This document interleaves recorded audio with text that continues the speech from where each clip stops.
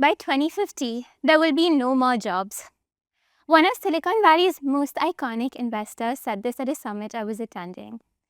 He said it so nonchalantly, as if he were just stating a fact about the IRR his fund had the last year. But, sitting in the audience, I was alarmed and nearly fell off my seat. Let me tell you why.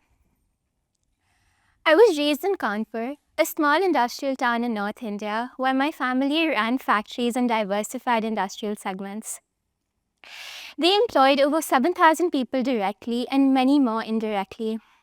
Research shows that the manufacturing sector enables over 2.5 additional jobs in the local economy for every job it directly creates. I watched firsthand the impact that these jobs had on the lives of people.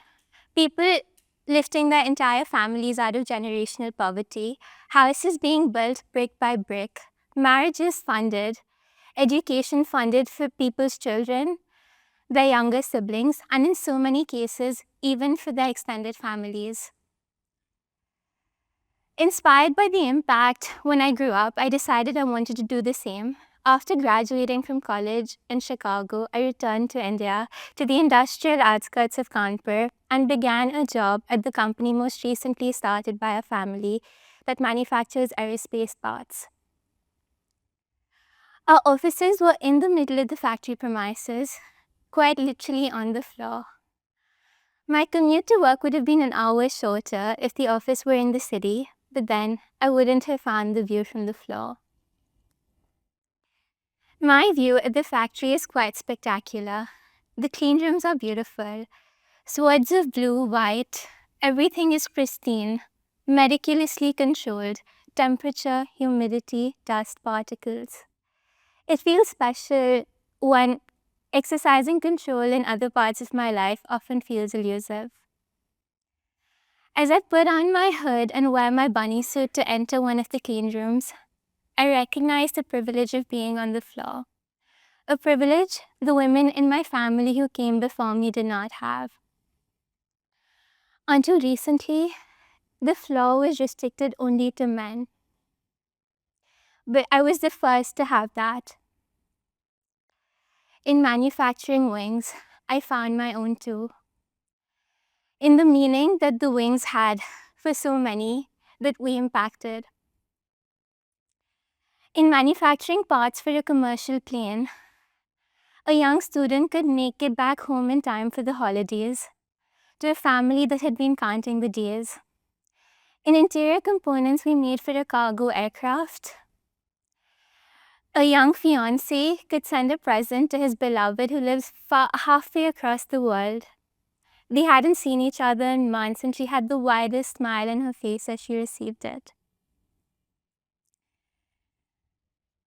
I learned humility on the floor in accepting that the fancy degrees and credentials I was so proud of meant nothing in the face of my colleague who had a one-year diploma but 15 years of on-ground experience. I learned to find clarity in simplicity. When a defect shows up moments before a shipment is due, there is no time for posturing, there is no time for PowerPoints. You need to find a solution fast, and you need to find it in the simplest possible way. In manufacturing wings, somewhere along the way, I managed to find a community I always felt very lucky to be a part of, but whose depth I realized only in the lead up to my departure for my MBA.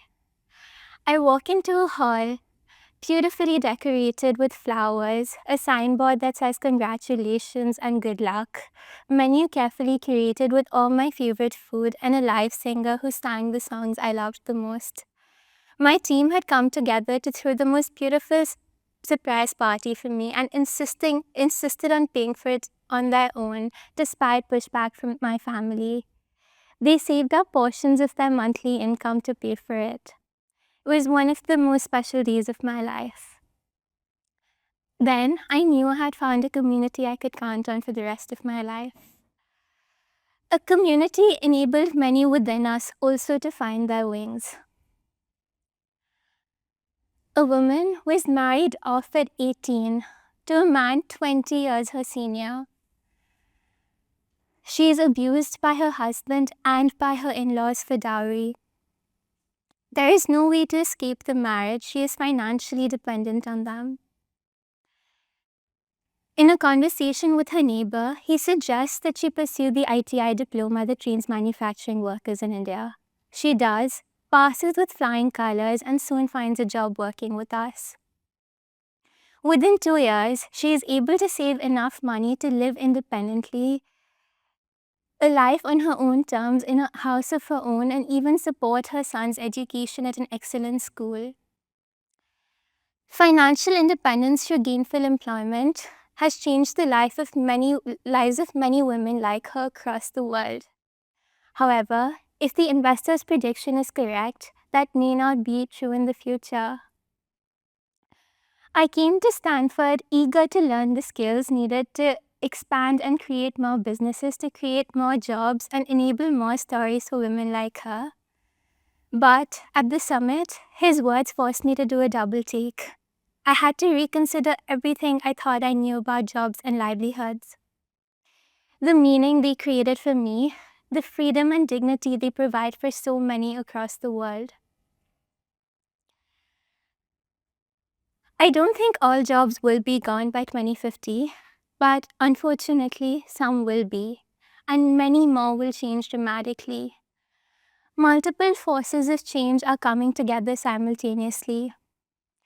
With technology that already exists, up to 40% of tasks can technically already be automated.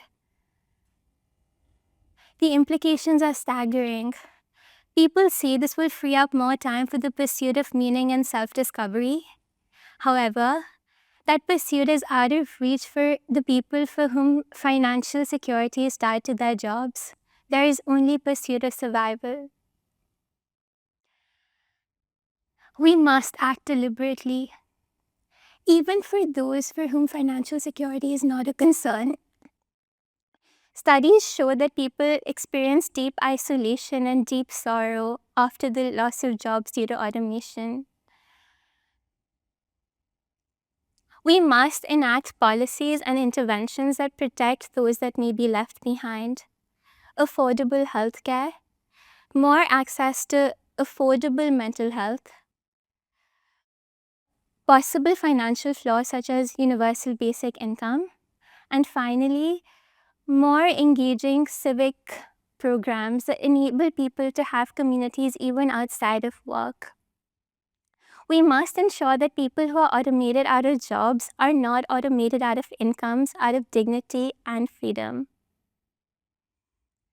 To hear their voices and to make sure that the people who are most impacted actually have a say in the solutions that we design, we must get down to the floor and hear what they have to say. Their stories, their dreams, their hopes. The wisdom from the floor will lead us to a future where everyone has the ability to find their wings.